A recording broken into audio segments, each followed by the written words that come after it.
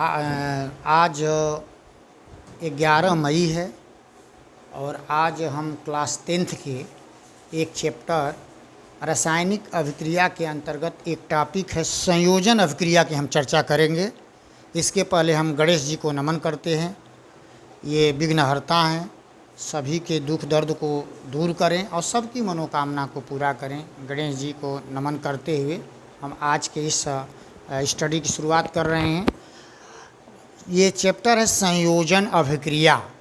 तो संयोजन अभिक्रिया क्या है? जब दो या दो से अधिक पदार्थ मिलकर केवल एक ही पदार्थ का निर्माण करते हैं, ऐसी अभिक्रिया को हम संयोजन अभिक्रिया कहते हैं।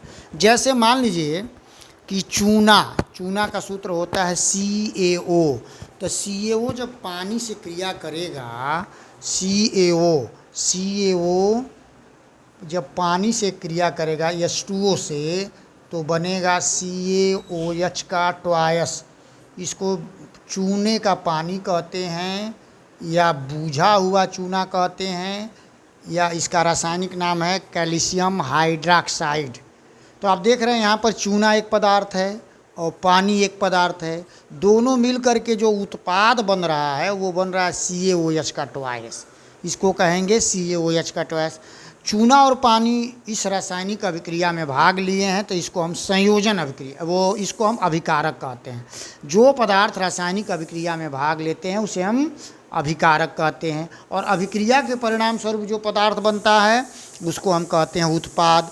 तो आप यहाँ देख रहे हैं कि दो पदार्थ ये मिल करके एक ही पदार्थ का निर्माण कर रहे हैं, एक ही यौगिक का निर्माण कर रहे हैं। तो ऐसी अभिक्रिया को हम संयोजन अभिक्रिया कहते हैं। अब ये संयोजन अभिक्रिया ये 3 प्रकार की होती है। एक तत्व की एक तत्व के साथ, एक तत्व की एक यौगिक के साथ, और एक यौगिक की एक यौगिक के साथ। अब एक तत्व की एक तत्व के साथ, जैसे एक तत्व है नाइट्रोजन और दूसरा तत्व है हाइड्रोजन, दोनों मिलेंगे तो बनेगा NH3। अमोनिया का सूत्र है। अब देखो नाइट्रोजन हाइड्रोजन के 6 परमाणु हो जाएंगे, जैसे यहाँ 6, इसका 3 कर देंगे तो इसका मतलब आप देखेंगे हाइड्रोजन के यहाँ पर नाइट्रोजन का 1 अणु है, हाइड्रोजन का 3 अणु है, और अमोनिया का 2 अणु है। परमाणु में देखिए नाइट्रोजन का इधर भी 2 परमाणु हैं, हाइड्रोजन के 6 परमाणु हैं, और इधर भी हाइड्रोजन के 6 परमाणु हैं। इसका मतलब अभिक्रिया संतुलित है। तो ये अभिक्रिया हुई एक तत्व की एक तत्व के साथ। नाइट्रोजन एक तत्व है और हाइड्रोजन भी एक तत्व है, और अमोनिया जो है यौगिक इसलिए है कि नाइट्रोजन और हाइड्रोजन इसमें 2 तत्व मिल करके एक पदार्थ का निर्माण करते हैं, उसे यौगिक कहते हैं। जब 2 तत्व मिल करके केवल एक ही पदार्थ का निर्माण करेंगे तो उसे हम यौगिक कहते हैं। अब ये दूसरा है एक तत्व की एक यौगिक के साथ। जैसे मान लीजिए क्लोरीन एक तत्व है और यौगिक है CaO। तो ये दोनों को आपस में क्रिया कराएंगे तो CaOCl2 बनेगा।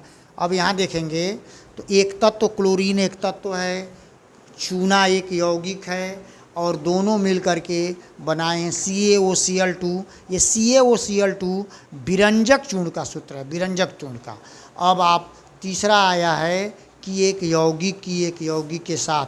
तो मान लो एक यौगिक है NH3 एक यौगिक है और यह Cl एक यौगिक है, दोनों मिला देंगे तो यहाँ हाइड्रोजन के 3 एटम हैं और यहाँ 1 एटम ऑफ हाइड्रोजन, ये दोनों जोड़ देंगे तो NH4Cl।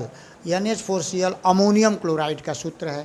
तो अमोनियम क्लोराइड का सूत्र है। इसका अर्थ ये आप देख रहे हैं कि अमोनिया भी एक यौगिक है। अमोनिया इसलिए एक यौगिक है कि इसमें नाइट्रोजन का 1 परमाणु है, हाइड्रोजन के 3 परमाणु हैं। इसका मतलब ये 2 तत्व मिले हैं, 2 तत्व मिल करके एक पदार्थ का निर्माण किए हैं, इसलिए यौगिक बना है। ये Cl भी एक यौगिक है क्योंकि हाइड्रोजन क्लोरीन से मिल के बना है। तो यहाँ पर ये अमोनिया में भी 2 तत्व हैं और हाइड्रोक्लोरिक अम्ल में भी 2 तत्व हैं, और NH4Cl भी बना है। तो यह भी एक यौगिक है क्योंकि इसमें 3 तत्व हैं, नाइट्रोजन, हाइड्रोजन और क्लोरीन। तो इसका अर्थ यह है कि जब 2 या 2 से अधिक पदार्थ मिलकर के केवल एक ही उत्पाद का निर्माण करते हैं उसे हम क्या कहते हैं? उसे हम संयोजन अभिक्रिया कहते हैं। आप देख रहे हैं कि 2 यौगिक यानी CaO और H2O मिलकर के CaOH का ट्वाइस बनाया है, या नाइट्रोजन और हाइड्रोजन मिलकर के अमोनिया, यहाँ क्लोरीन और CaO मिल कर के CaOCl2 का, अमोनिया और हाइड्रोक्लोरिक अम्ल मिल कर के NH4Cl का निर्माण किया। हर जगह आप देख रहे हैं कि अभिक्रिया में भाग लेने वाले दो पदार्थ हैं। अब उत्पाद बन रहा है केवल एक, तो दो या दो से अधिक पदार्थ मिल करके केवल एक ही क्या, ये आप सभी रिएक्शन में देखेंगे। पहला हमने रिएक्शन बताया एक तत्व की एक तत्व के साथ, तो नाइट्रोजन एक तत्व है, हाइड्रोजन एक तत्व है, दोनों ने मिल करके एक यौगिक का निर्माण किया है। तो यह एक तत्व की एक तत्व के साथ क्रिया हुई तो एक यौगिक का निर्माण हुआ।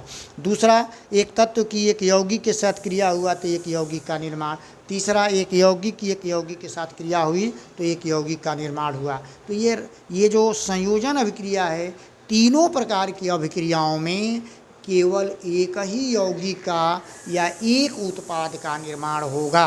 तो ऐसी अभिक्रिया को हम संयोजन अभिक्रिया कहते हैं। संयोजन अभिक्रिया के तमाम उदाहरण आपको देखे मिल सकते हैं। संयोजन अभिक्रिया के तमाम उदाहरण और भी, जैसे आप Zn प्लस Cl2 ये बन जाएगा ZnCl2। यहाँ भी एक Zn एक पदार्थ है, क्लोरीन एक पदार्थ है और ZnCl2 एक यौगिक बना है, यहाँ पर एक ही उत्पाद बना है। तो आशा करता हूँ कि आप लोगों को ये संयोजन अभिक्रिया समझ में आया होगा। और अगर ये टॉपिक आपको समझ में आ गया हो तो ये इस पर कमेंट निश्चित अपनी राय व्यक्त करिए, वीडियो को लाइक करिए, शेयर करिए और मेरे चैनल को सब्सक्राइब करिए। बहुत बहुत धन्यवाद आप लोगों का। जय हिंद, जय भारत।